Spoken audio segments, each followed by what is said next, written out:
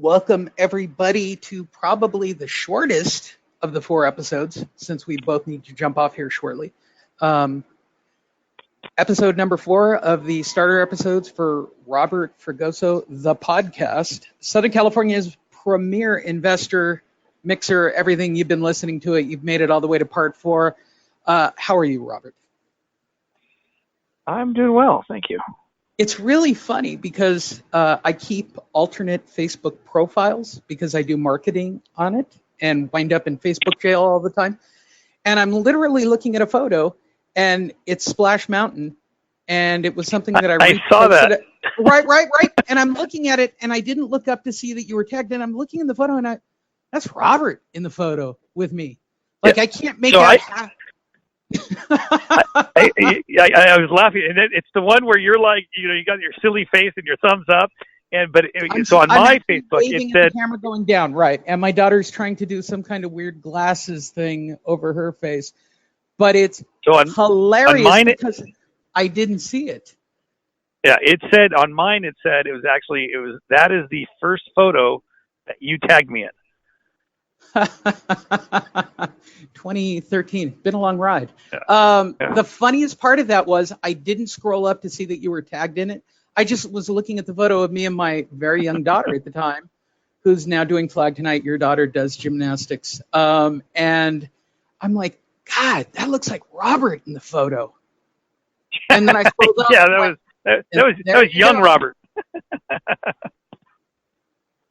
Hilarious. Funny. I just thought I'd share that with you, so you guys got a better understanding of the two of us. For this episode, Robert, more secret sauce, please. Tell me about the digital tools, or some of the tools and techniques and some of the things you use. Let's talk about first, how important is Zillow? How important is Realtor.com? How has that helped your investor business? Let's start with the big hitters first. Well, helped. I think it's probably hurt our particular business because we had all the tools before they made them all public. You look at like Google Street Maps. We used to have a bunch of people driving the streets, looking at the properties, and that was the edge of trustee sale. And when Google Street Maps came out, you didn't really need to have that because you can just Google Drive it initially and weed out the ones that you didn't like. And so that really kind of helped the efficiency for us, but it also created more competition, as did some of these other websites. I will say that, I tend to comp some properties if I'm in the car and I'm driving around or whatever, and I stop somewhere. If I'm not pulling up my laptop and jumping on the MLS, or I just need to look at a glance something really quick, my preference is Redfin. Only in that I like their tools, and it's also, I know it's live data, whereas Zillow, I believe, has a delay of either 24 or 72 hours, depending on what the data is that they're getting, because Redfin is an actual brokerage, whereas Zillow is not. And so Zillow is considered a third-party aggregator, and so they have a delay that the MLS has put on, basically to help protect the brokerages. So if you're using one of the two, depending on what you like about it, my preference is Redfin over even like Realtor.com. I do like one thing about Zillow that I don't know their algorithm, obviously, but I do like their heat meter, where it says like certain properties, like this market is hot or extremely hot or cold. I will say that the ones that they say are hot, even if you don't it doesn't quite look that way on the MLS. We've almost always gotten multiple offers on those, and really, really high activity. So I do like Zillow for that, for sure. Okay, give me a secret sauce site. What is something you use that most investors are missing out on that's on the web? A secret sauce site. Wow. I get most of the deals through networking and kind of outreach, more so than just direct access. I mean, there's some things that we have direct access for that are, I'll say, proprietary in nature. There's a few apps that I like, and I'll mention one of them.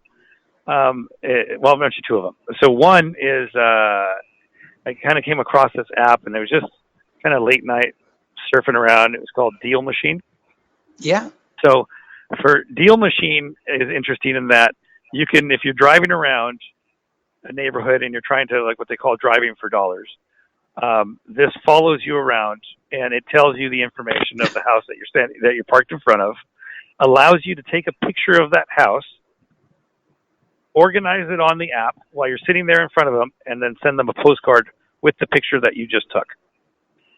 And so, that's amazing. And so, yeah, so I like that app especially for a lot of the real estate agents. It's a good little app. They're a little pricey on the postcards, but you know what? The ease of operation, because the reality is you're not going to do all this yourself, and this is just point and click. So their claim is that once you have 200 to 250, postcards that are going out regularly, you'll get your first deal. And so that from a cost perspective is really inexpensive. You can accomplish the same thing without the picture and have kind of market a certain area. So once you start to see, hey, there's a lot of older houses here, or there hasn't been a lot of turn, or there's a lot of people that have lived here where they've lived here for, there's neighborhoods where it just hasn't turned in a significant manner for 25 or 30 years. That's a neighborhood that's prime for these type of fixers. And so maybe you start, organizing a campaign for there. So that's not necessarily an app or a website, but that's kind of a tidbit. The other one I like is it's the same thing. So Deal Machine, if they don't have the phone number, and this is a very, very cheap. We used to have the more expensive version of this particular company. We had their API. It's called Bin Verified, and it's just a good source to be able to track down, either if you're looking for a homeowner, you can track them down there, or maybe you can't track them down. It's one of the few sites or apps that also gives you their relatives' information and phone numbers. And so, you can try to skip trace them through those contacts. So I'll say those two are probably, you should have in your phones readily to use, along with either whichever one you like to use, Trulia, Zillow, Redfin. I think that they all help. And we'll round out this particular episode with the importance of appraisers, appraisals, who to use, what to use, why do you use them, what are you looking for, would you rather use a CMA? Let's talk about valuation to round this show out. Starting off, appraisal versus CMA for you.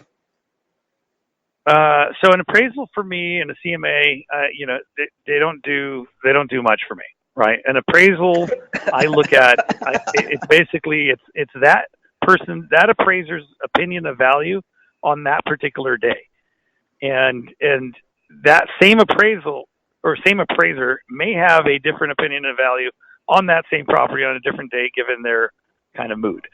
And so while it should be pretty standardized, it's really not. And the other issue for me is that, we're working on ARV. So a lot of these appraisers, they're not really well versed with the after repaired value, as our investors. The basis for our business is being able to figure out what a house is going to sell for in the future. And so, if you can't get that right, every decision you make based on a faulty valuation is going to also be faulty. So it's really important to sit there and work. Now, I'll tell you what is the best way to hone in on a value of a house. And it's quite a bit of work, but you'll get probably the most accurate value that's a verified kind of valuation without having to have that appraisal.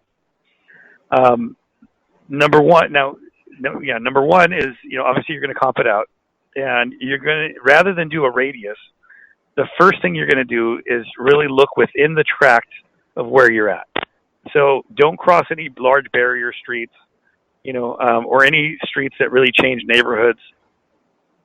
So that way you're looking at homes that are likely within the same school district, same age, same style, same street kind of attributes, and you're looking for what are the highest comps there. one of the biggest mistakes that I think a lot of investors do is this, is they find comps that are flips within the same neighborhood that don't make their deal a deal. So then they go outside and they say, well, on the other side of this street, this house was also flipped and it sold for, $40,000 more. And it's like, okay, well, the question is, why didn't you have data within your tract? Now it's different if there's no flip properties in your tract, right? Then you go out and you can kind of extrapolate a little bit. But initially, don't ignore what the data is telling you to make a deal, right? Figure out why it's telling you that, and there might be a reason, right? So that's number one. Number two is that once you have this data, look at all of the listings and try to find the market share agent. The market share agent is basically the agent that's going to have, the one that they're doing the mailers to that neighborhood. They're the neighborhood exclusive agents. They're the guy who they probably got their face on the park bench or, the shopping cart. They're the ones who they put on events for the school, whatever it is. You're trying to find those agents there in that area. You need to find at least 3. And then you're going to call those 3 agents and you're going to say, hey, listen, I have a property here that I'm going to fix up and I'm going to resell. Here's what I'm going to do to it. What do you think you can resell it for? And this is very important, in a 30-day time frame. Because you don't want their listing number that like, hey, I'm going to give them this high number because I want to try to get the listing. And you're also telling them, look, I haven't decided everything, so I don't want to waste your time to go see the house. I just need a verbal. What do you think? Like, so if it was a house that was on the market and this is their neighborhood, they've probably already seen it and they can just tell you right off the bat, like, yeah, I know that house. Because most agents, they go and see everything that's in their neighborhood that work that neighborhood because they want to be the expert in that marketplace. And so you'll get that information. And then once they tell you, say, well, is there something different that you would do that I'm doing to the house? Because you've described, like, I'm going to refinish the hardwood floors. I'm going to do this. They might tell you, what, the market's so hot, you don't need to do all that. And just do this. And then they're going to help you make more money. What you're looking for, and the reason you're calling 3 agents, is you're looking for a consensus of 3. So if you get 3 agents and you reach them, and let's say, just for number's sake, one says it'll be worth $100,000. The other guy says it's also going to be worth $100,000, and the third one says it's going to be worth $90,000. You don't settle and it's like, okay, well, it's 95, 98. No, you find out why this guy said 90, and you ask him a bunch of questions, and he's like, so you don't think we can push it to 100? And if that guy says no, and here's why, great. Then what you do is you call a 4th agent. And the 4th agent, you're asking the same thing, and then see what number they give you. If they give you 100, you're going to ask them, like, well, what about this, that the agent that had a lower value? And if they come up with a reason that says, no, it's not, it's that guy, that doesn't make sense, and here's why, and they can back it up, then you go back to the first 2 that said it was 100 and question them why it wasn't 90. If they all agree that it's 100, you've got your consensus of 3. Sometimes what happens is the 4th guy says it's 90. So now you've got 2 guys with 90 and 2 guys with 100. Now you're going to call a 5th guy. And that'll be essentially the tiebreaker. So that by doing that, it helps you just really understand that market, because as investors, we're not an expert in every single marketplace, right? We're looking for deals, and sometimes one may come in this part of town, another one might come an hour away or 45 minutes away. You're not going to be an expert in that tract or that marketplace. You don't know what's going on there, but the local market share agents do. And so you got to rely on their invaluable information for you to make a good decision. So that's I think by far the best way to value a property. And don't be afraid to just kill a deal when the expert is telling you it's not what you want it to be. How can people get a hold of you?